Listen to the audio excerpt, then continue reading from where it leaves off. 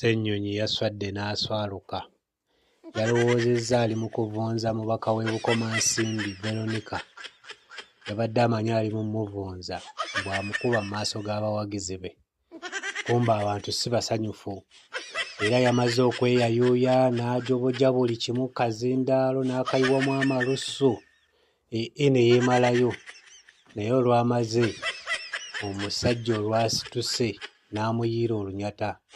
N'amugamba addemu empisa, abakyala abawe ekitiibwa. Ekyo kiraga nti bye boogera bano abasajja bye badda mu bantu ne balegesa ne bakubaganya emimwa. Abantu tebabyagala. Abantu baagala bakulembeze beewa kitiibwa. Muwulire omusajja bwe yamugambye. Njagala kubasaba nga mbegayirira. Tulongoose empisa zaffe. Bw'oba oli wa muvumenti ng'oli wano, teekateeka okulongoosa empisa zo nga togenda kuyigganya banno. Ne bw'oba wannuuku tolowooza nti ogenda kuyigganya banno abo abatakuwagira. Tulongoose empisa zaffe. Era ne Honorable Veronica bwe yasituse okwogera, era